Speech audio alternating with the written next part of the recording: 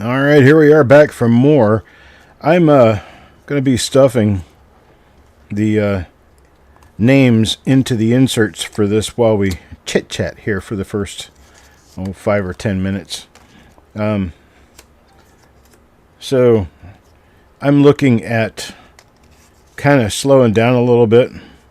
I've been saying that for quite a while, but I keep buying inventory. So I got to learn to slow down and learn not to buy so much and just kind of enjoy life.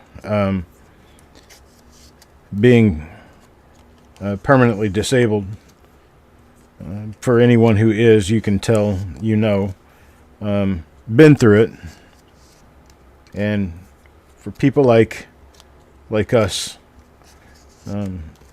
rest of the world kind of goes around us, and we're kind of done doing the hard work. And that's kind of how I kind of feel about the whole thing, is that I prefer to be able to just take my permanent vacation. Hey, Farm Dog, and Frosty's here too. Good evening, good evening. So I got more night owls than I thought I did. Heck, you know how hard it is trying to do work at 10, 11 a.m. when you go to bed at 2 a.m.? That's where I am. I mean, I usually go to bed around 1, 2 o'clock in the morning, and I get up at 9 o'clock, kind of groggy, grab my coffee, and come in and start looking around for something to do. Well, I don't have to look around for something to do. There's always something to do around here. But I start doing reveals, and, well, my 11 o'clock nap knocks, and then my 1 o'clock nap knocks. And I can't seem to get anything done. I don't nap in the evenings. The evenings are my uptime. So maybe I'll move to doing reveals later at night. Just because Eric and Mickey go to bed at 7 p.m. doesn't mean I have to. They'll wake up at 4 o'clock in the morning and watch this. Or I don't usually ever climb out of bed before 9 a.m.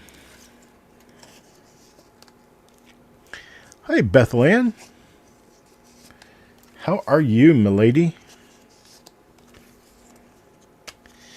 I am almost wrapped up. I've got 4 left to stuff, and then we can start.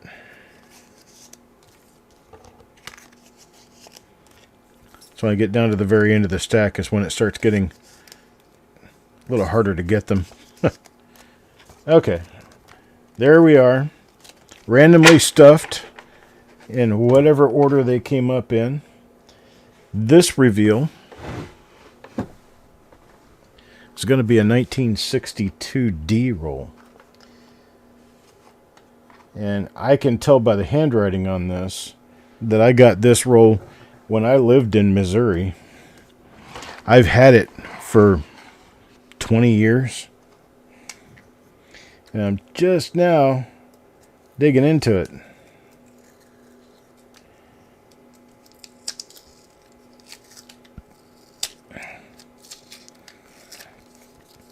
Never know what kind of mojo we could find in this. Let's check it out and see.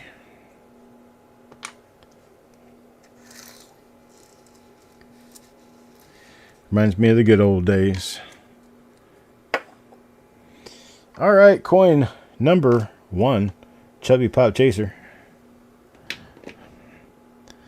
Let's see what we get out of here. I've actually sent a couple of 1962 Ds in for grading. Wish me luck on that. That is a nice RPM. That is a great coin number 1. You guys see that? A really pretty RPM going on there.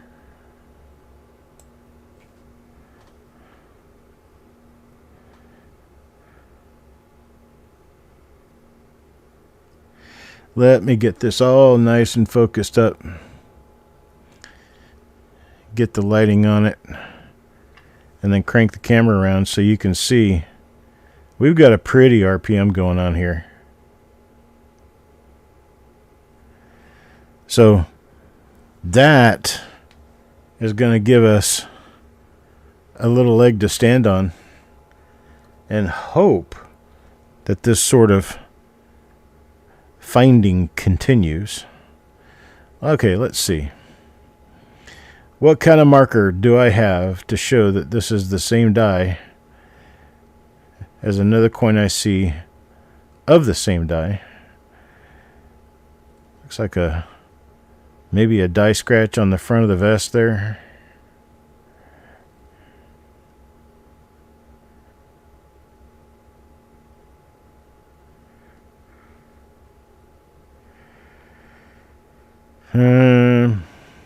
That's about the best I'm going to get. Looks like I've got a scratch going across the shoulder. Big old die scratch. Ah, there we go. Is that what I see? Wow, that's hard to see. Yeah, I think I'm just going to go into using that die scratch on the vest to the left of the demint mark. And so let's see what we have on the Revice. 62D is known to have some double dies. So we can see what we come up with. This coin number 1 is going to go in a special stack. Here's coin number 2 now, Paul Hampton. Coin 2 for Paul Hampton, not an RPM. Got a little bit of a blemish on the date. Just a little blemish.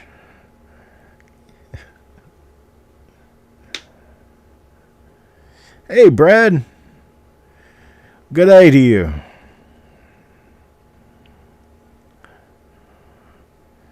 I got nothing on this coin. This one's a normal. Richard. Wow. I guess if I want people to come around, I could do a broadcast at night.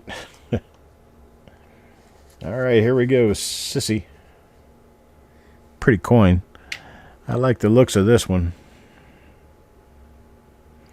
Not a die we've seen so far. This one has a lot of die scratches. I am doing better now than I have of recent late. Yes, I'm doing pretty well.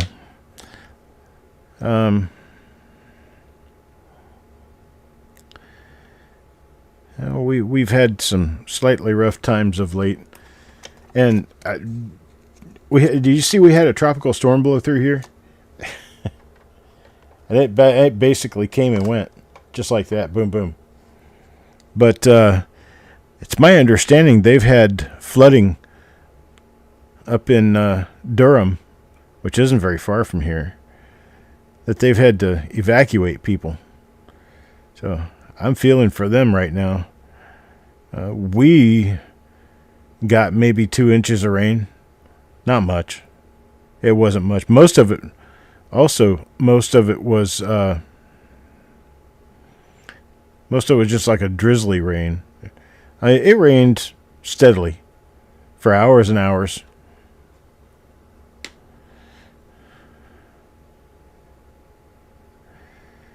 But it wasn't bad. Oh, I thought that storm, DC, I thought that storm's long gone. It came through here. When did it come through here? It came through here Saturday night and Sunday.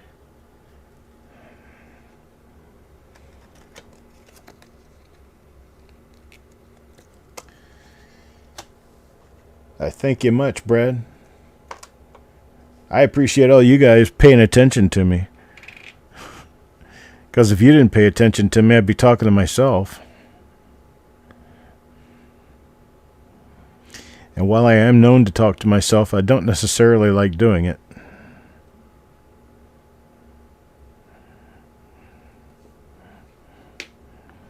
Now I can talk to myself with potentially hundreds of people listening.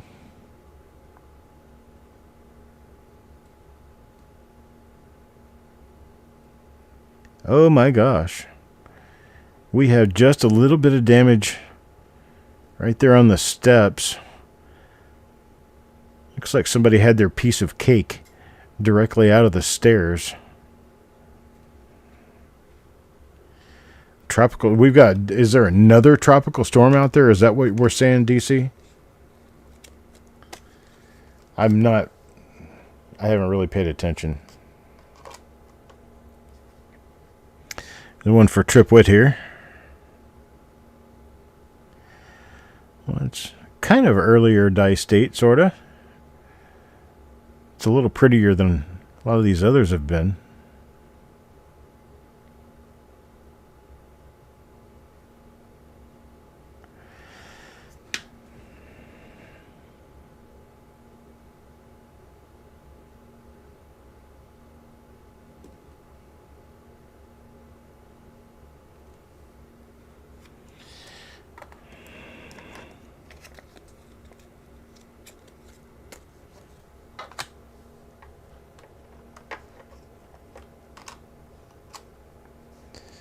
And one for Mark Thomas.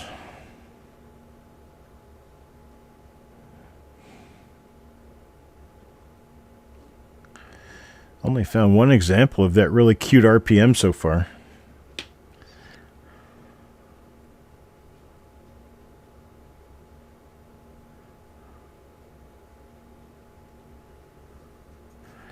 See how weak these steps are in the central area of the design? See how weak those two columns are to the right of Mr. Lincoln? And basically you can continue that weakness straight up the middle of the design. That's because of Lincoln's bust on the other side. The strike wasn't heavy enough to completely fill in the dies on both sides of the coin. And that is a grade deterrent. It's really hard to get MS66.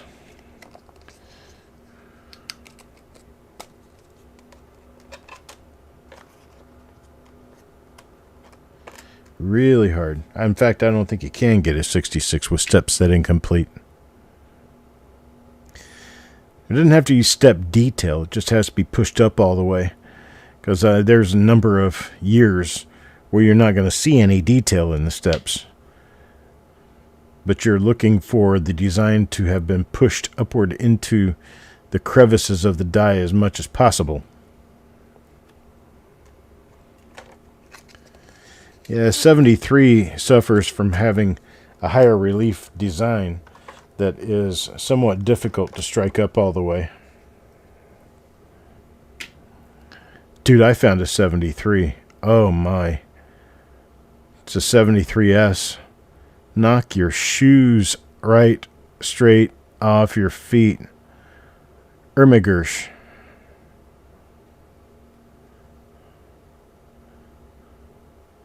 Is that?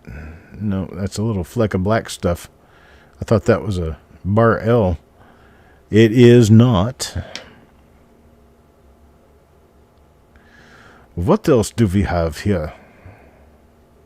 Not a thing. Oh, 73 is your birth year? You gotta see this, son. I'm gonna show it to you. Here, let me hang on a second. Let me bring up my let me bring up my rolls here. I am photographing. I did photograph every single coin that I submitted, or I am submitting, and I'm going to publicly post these so everybody can look at them and see what I think are gradable coins and determine for themselves whether they would have sent a coin like this in. Is it this one?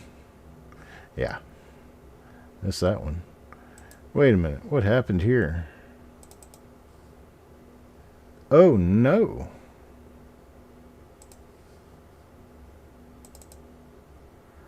You'll have to forgive me. I don't have the obverse image, but this is the reverse of this coin I've sent in, or I'm going to send in.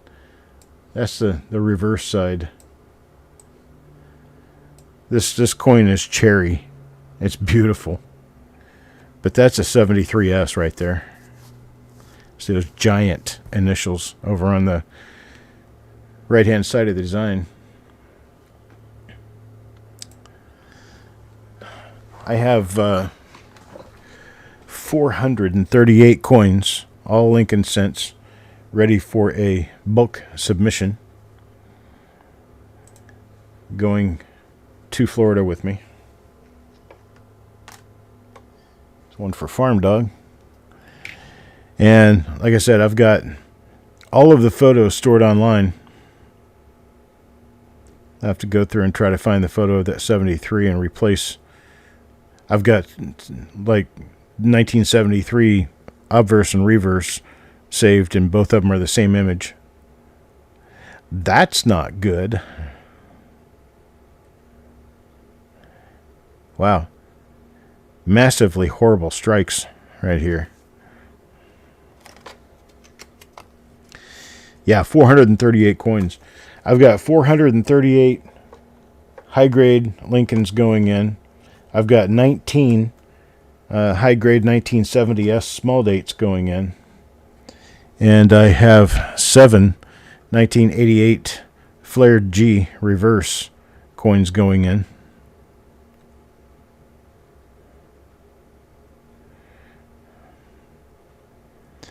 The 70S small dates and the flared G coins are going to PCGS, and the large bulk is going to NGC.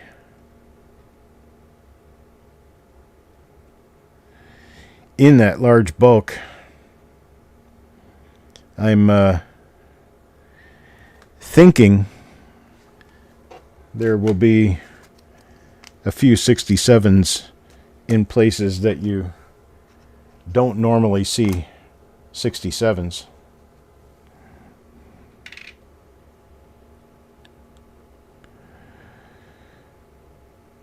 A pretty well struck coin here. Yeah, maybe not. It does look a little flat. Flatness on the obverse shows more on the cheek and jaw than anywhere else. It looks like there's a little bit of wear on the jaw and the cheek. That's not wear. That's lack of strike.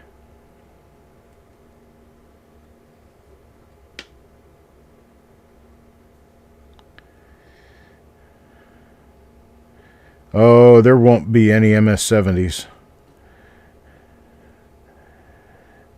No MS-70s. There might be a 68 or 2. But that, yeah, not likely. Okay, while we're playing around here, I mean, we're only 9 minutes into the time for this one, so we're doing okay. I'm going to bring up another picture for you and show you what, let's see.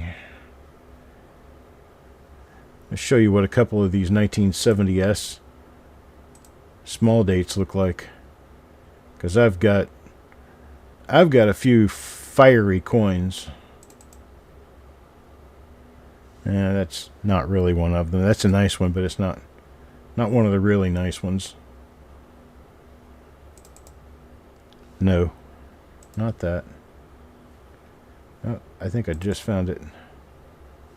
Yeah, this one's pretty nice, but the reverse on this is a lot better. Look at that reverse. That's a 70S small date. Those usually don't come that nice, right? There, take a look at that one. Smooth as a baby's butt. And the reverse, that's on a 70S small date, people. That's like a stupid nice coin.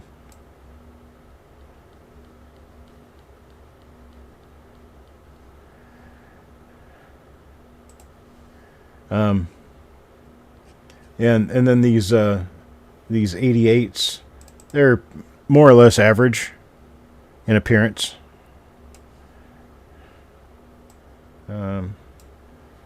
But they are nice bright red coins. I expect 65, 66 grades on these. But that's the reverse of 1989. It's a Flare G.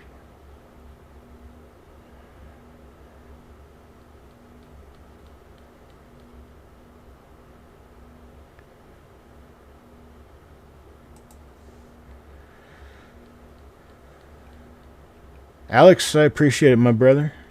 You have a great night, sir. I'm going to show you. I have to do this because, well, we're all together right now. Who knows when we'll all be together again, right? Check this out. That's probably not going to grade high, but holy moly. All right, you want to see the other side? There it is.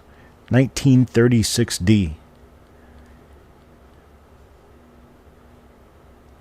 Any raw 88? You talking about the 88 with the, no, with the Flare G? No, I'm sending all the ones I have in.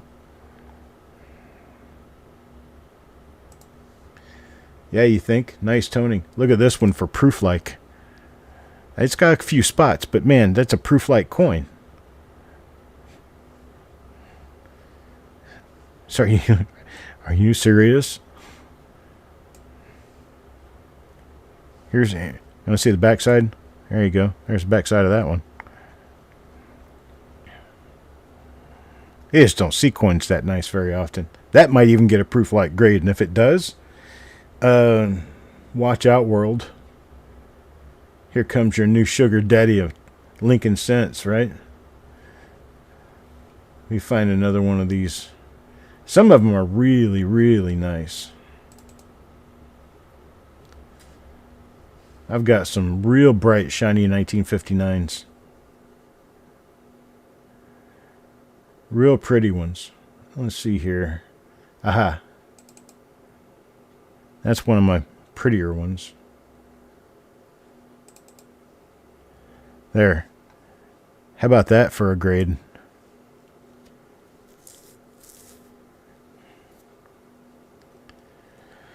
Oh, no, Brad. I'm not going to save any of these. This is inventory.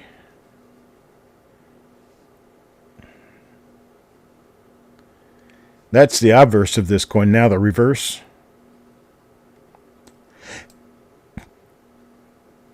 There's a little blemish up here above the N.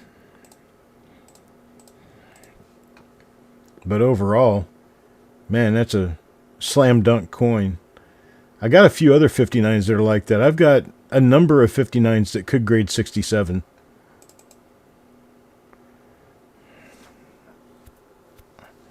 Just really solid, nice coins. No, none of them have the big RPM. That would be a nice extra. This is one of my setup coins. I'm throwing this at him to say, hey, this is what a lower quality coin looks like.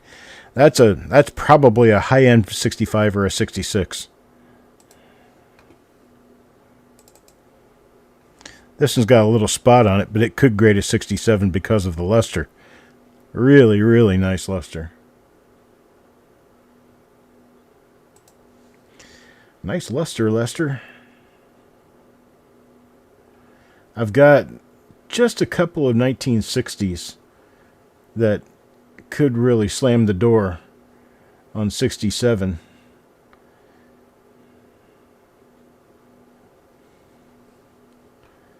Can't find the pictures of them right now. Is that one of them? No. How about that? Nah, it's a really nice coin, but tain't it. How about that? No, it's got spots. Yeah, I had at least one 1960D in here that was like sure shot 67 quality. There you go. That's a 67 right there.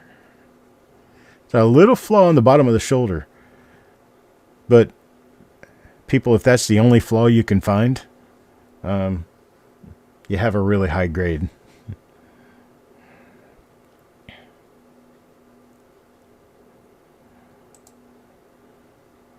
There's the reverse on that same coin.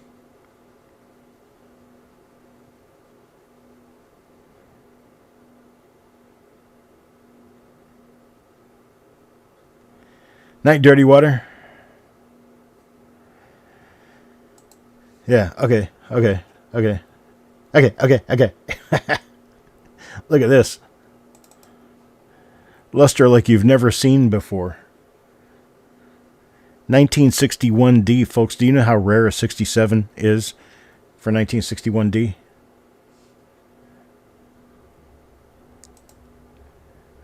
A 67 grade is rare as hen's teeth. There's only a dozen of them. Not many. Yeah, but I gotta show you this. Okay. I'll get back to the show.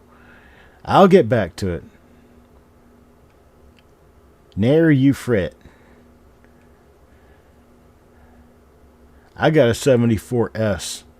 Blow your nightgown up. Let's see here. Where did you go? No. Ah, here it is. Look at this. That's all luster making all those colors, folks. That's just bright luster.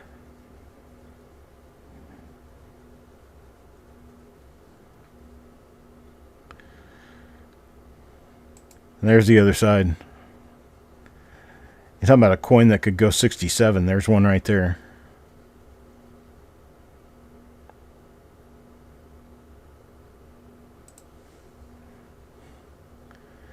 That's straight up quality for you.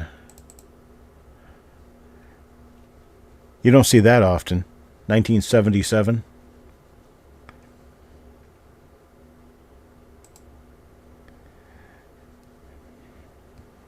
I'm telling you, folks, these coins could put me in the Wall of Fame. The Wall of Coin Fame. Okay, last one. I'll show you one more. Look at this. That's all luster making that so bright. I couldn't even get a good photo of it. It was so bright. It was like the whole coin was glowing.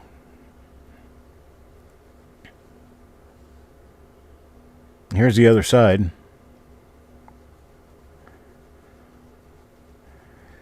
Damn perfect. This one could be a 68. This one could be a 68. It wouldn't surprise me too much if it was a 69, but I kind of doubt 69. They won't give me that kind of money. They don't think I'm responsible. You can't have too much money. My 68S's are nice too. I've got a few 68S's going in there. Sweet, pretty. But anyhow, all of these images, after I get back from my long trip, will be sorted and put on coppercoins.com for you guys to go in and enjoy the images and kind of do a little bit of a pre-grade. So I'm going to figure out a way where you can guess what the grade will turn out being on every one of these coins, 438 of them. And we'll see who has the eyeball and who don't. Look at that. Oh, sweet. I've been playing with these coins and it's just, there's just so much. This one, I think, I'm hoping for the sky on this one. If I can get a 67 on that coin, that's almost $1,000. It probably won't go 67, but even at 66, it's over $50.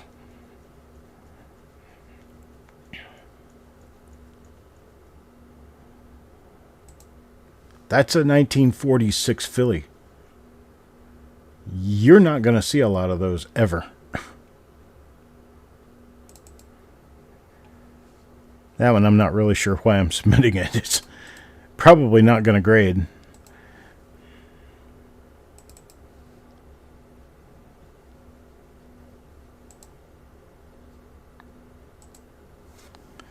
Oi, oi. What's up, Adam? Adam, man, you have to see this one.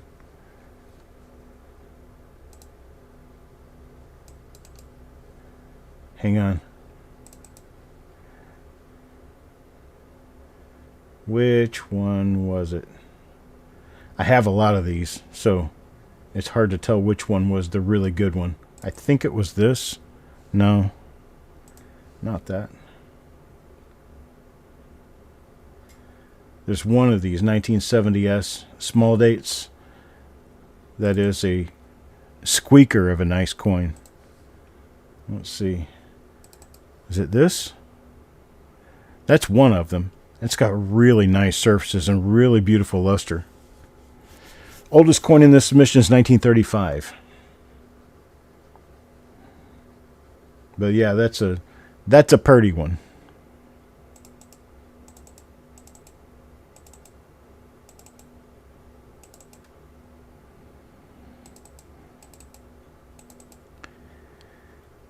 That's another one of the pretty ones.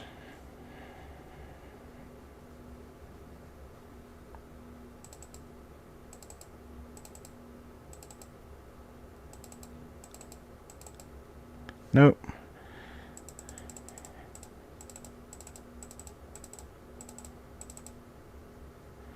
That might be the one that I'm talking about.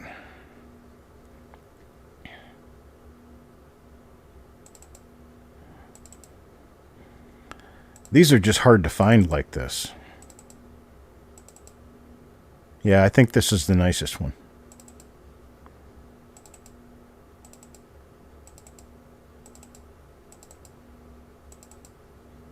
I'm hoping to break through and get some 66 or 67 1970s small dates.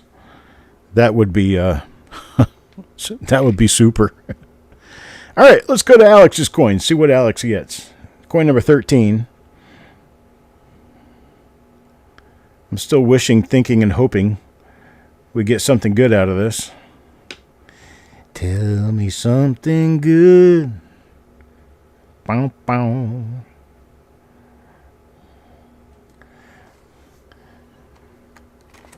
But yeah, we'll do it as some sort of a contest game where you submit your answers. You can only do it once. Submit your answers. They'll go into a database and will be scored on a point system somehow. When the actual grades come back. And yes, there will be a selection for does not meet minimum criteria for a grade, because these coins are all going to grade MS66 or higher, or they're not going to grade at all. MS66 minimum grade. Well, there's Roy. How you doing, Roy?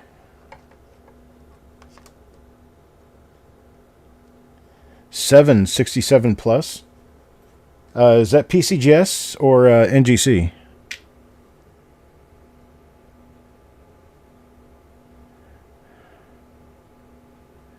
Now that's an interesting planchet effect.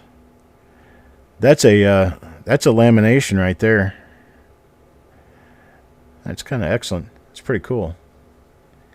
An NGC bulk. Okay. So can you share what dates and mints you got a 67 plus on? You doing all wheats, or is it memorials or what?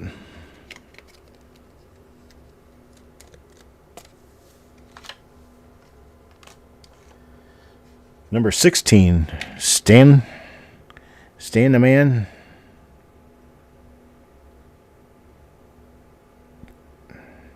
All wheats, huh? Wow.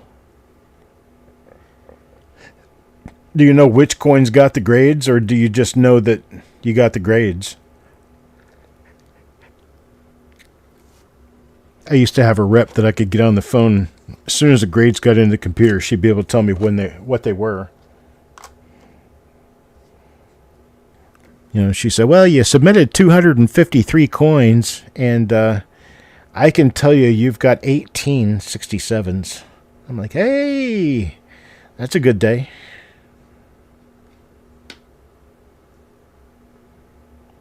Ah, okay.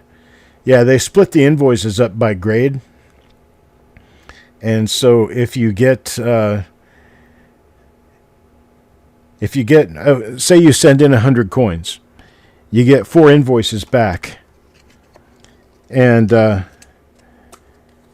those 4 invoices have a total of 65 coins. Well, then that means you've got 35 coins that didn't grade to standard. So knock that off. And out of your 65 coins, you get one of your nicer coins. Because, I mean, even 438 coins, I can remember what I've submitted. Not every single coin, but the gist of it. Is that, for instance, if I get 59D and I get an invoice for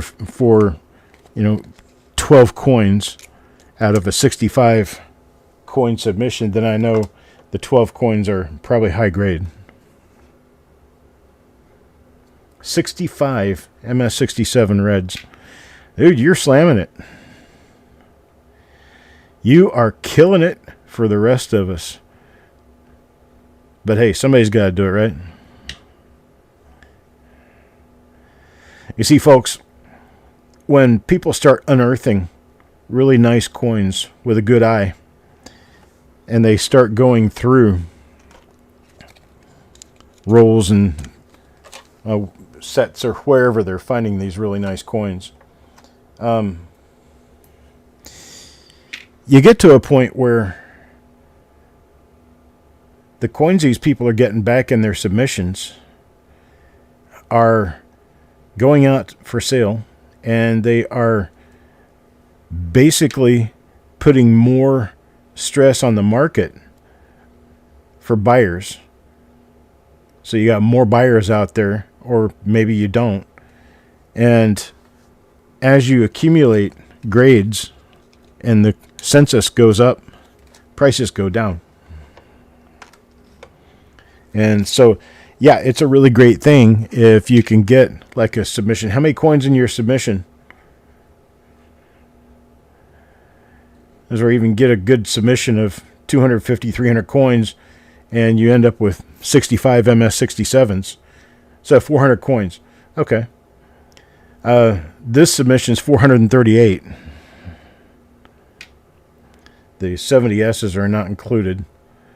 I'm not doing a minimum grade on those. I'm just grading all of them. So, 'twas a different submission.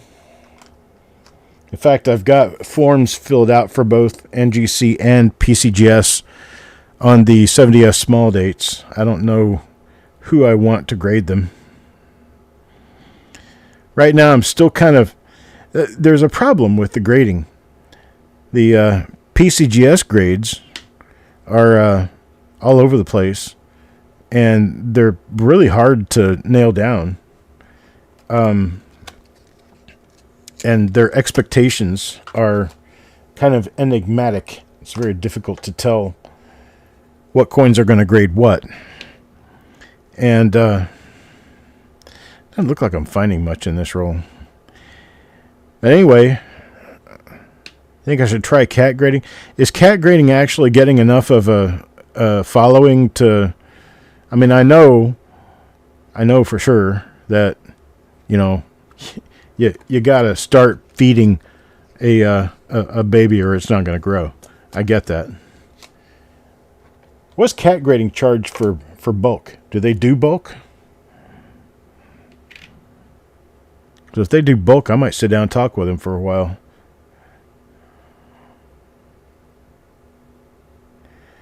Come up with another bulk submission, just send it into CAC. Not sure how much. What's their regular economy tier grading for moderns? What's the price on that? PCGS is actually cheap now. They used to be expensive for everything. And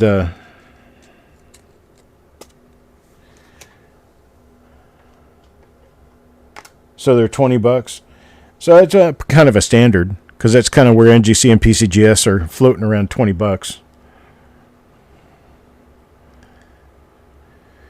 I saw that NGC went up to $18 on their 67s.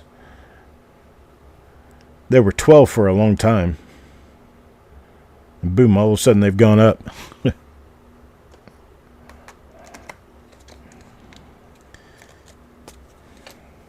I guess they got to have theirs. I told my wife about that, And she was like, "That's robbery." I said, "No, not really."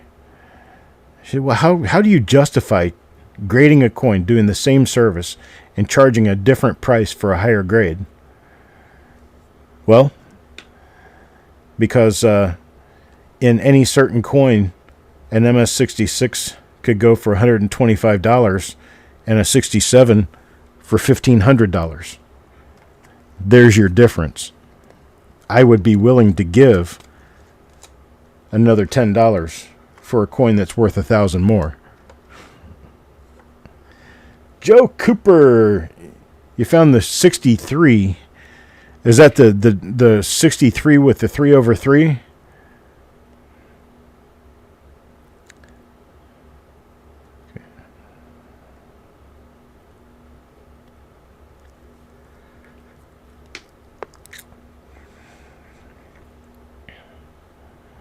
Yeah, I don't have any interest in having them photograph my coins, but a 67 plus is 25. I thought 67 or higher was 18.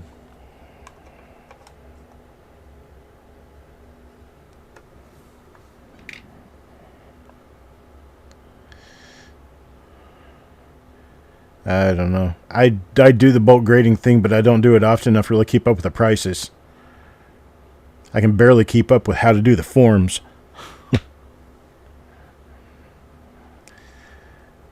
I got my submission forms done. It only took me 4 hours. I had to recount the coins twice. I had to compare all of my 1961 Ds to the photographs to figure out why I was counting 19 coins, and by photographs there were 19 coins, and in an actual count there were only 18. So I had to go back through the entire stack of coins, comparing them to photographs and numbering them so I would know which coins I've seen, and found out that I had taken photographs of the same coin twice. So I had 19 in my photos and 18 in the rolls.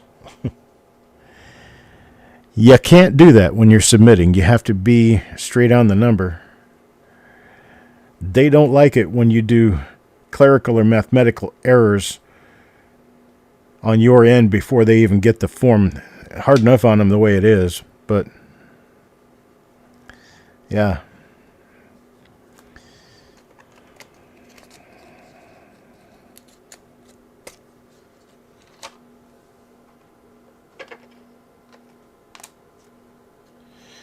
Mr. Jackalope Herdmaster.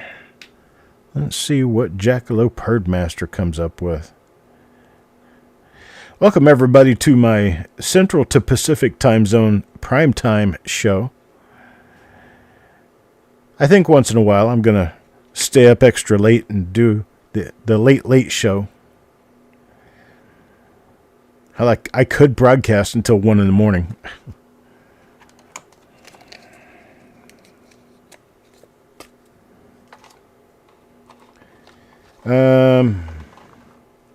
Been doing pretty good, Joe. Papa Giorgio, have to take pics for the forum. No, you don't take photos to submit coins to NGC. You take photos so that when you submit the coins and they come back, you don't have to try taking a picture of the coin through the slab. You've already got a picture of the coin. So you show a picture of the slab, a picture of the obverse of the coin, a picture of the reverse of the coin, and people can very easily figure out whether they want to buy that coin. You're sending those to CAC? So, yeah, we need to meet up at Fun. You're going to Fun, right?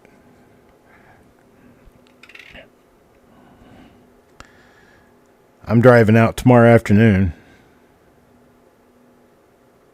You're not going to Fun. Okay, well then I'll see you at the M&S show. We'll have to talk sometime there. Because I need to kind of catch up on what's going on in the grading world. Try to figure out what I'm doing. I'm spending $4,000. I might as well know what I'm doing, right?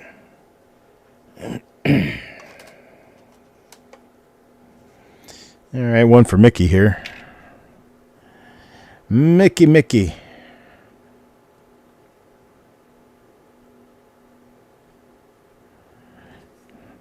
Nothing there. But I'm going to try to launch myself into a direction of being able to carry some higher quality coins on lincolncent.com and basically have it be more or less a certified coin and BU roll store.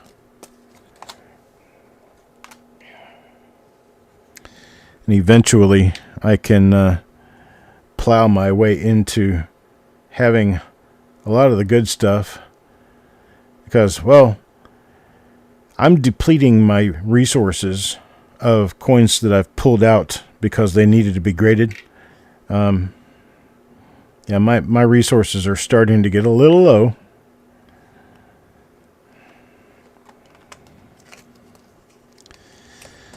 But I still have some rolls from the 30s that I went through years ago for grading that probably need to be re-examined for a new set of possible grades.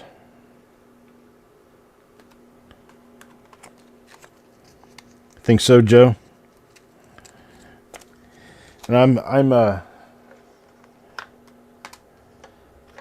big proponent of work smarter, not harder. And I'm getting to a point where shuffling around pounds and pounds of coins and doing bulk wheats and all that kind of stuff is starting to wear on me. And I think I'm going to end up having to go to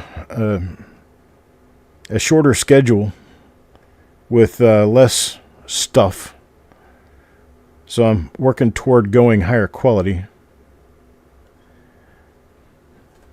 Are the 30s stuff, is it going up in value? Because I know of a lot of the more common date 30s stuff.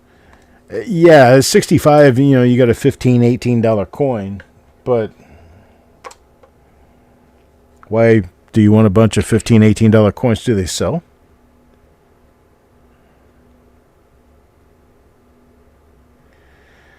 I mean, because, I got 38S's in 66, and I couldn't imagine a 65 even selling.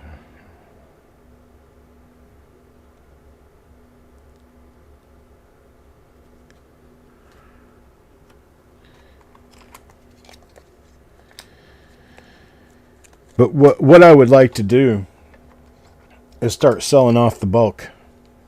Get the bulk out of here. And that way when I pass, my heirs will be able to walk in and find boxes and boxes of slabs that they can just market.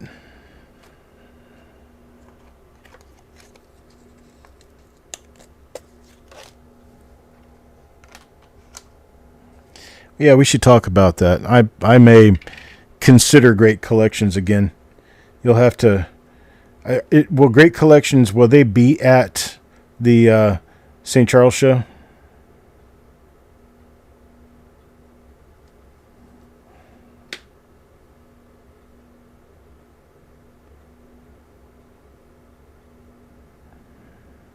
And if not, you drive all day. I'll be driving all day. We can talk for a while.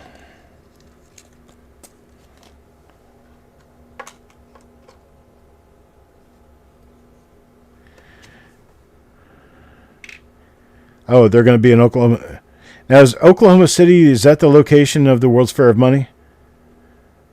I thought for some reason it was in Tulsa. But now I'm starting to think, yeah, Oklahoma City sounds right.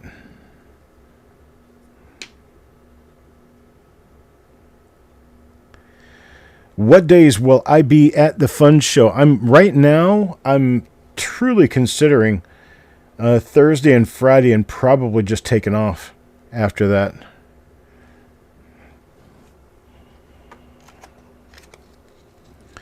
But I'll be there Wednesday evening. So I'll be there 3 evenings, Wednesday, Thursday, and Friday. I'll get up Saturday morning and start driving because we got an appointment.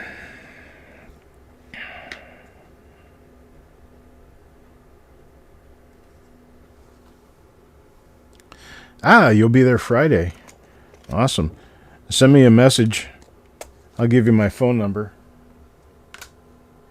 And you can give me a call when you get a little closer. And we can meet up. You can go to the dinner with us.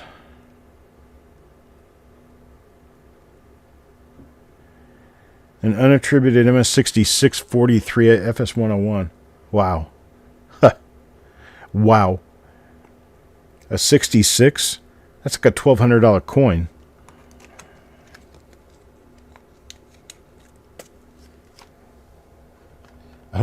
I'm talking to two Adams at the same time.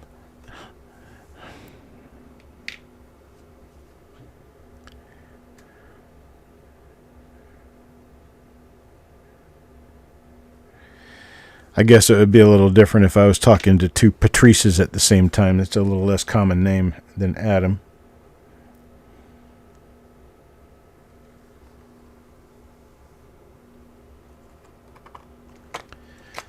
Someone else knew about it and they ran it up. Well, yeah, but I don't know if you know it, but Eric just made 3 of those. I think he got a 64 on one. I think he got a 64, 65, and 66 from PCGS on those. Found him in an original roll.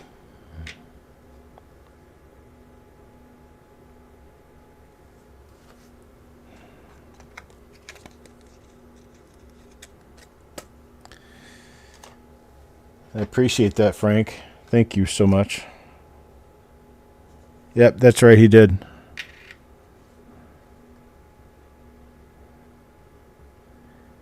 I have one of those around here. It's a nice BU coin. Got it from DV Lee. I doubt he's with us anymore. Last time I saw him was almost 20 years ago.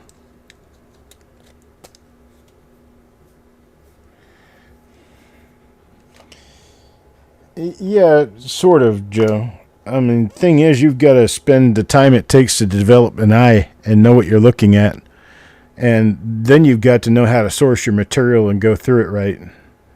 Because otherwise you'll find yourself going through a bunch of clunky rolls and wasting a lot of time. Basically, what you do is over a period of years, you spot check tubed rolls that you buy, and if you see something that looks real nice, you just set it aside. And when you've got 10, 20 rolls set aside that look nice, you sit down, you go through every coin. And even at that rate, you still need to know what you're looking for, or you're going to end up learning a hard lesson. Because to be in the high grade market, you've got to be pretty picky. I mean, the strike has to be on, the luster has to be on, you know, the detail has to be there. You can't have any rim hits, that kind of stuff.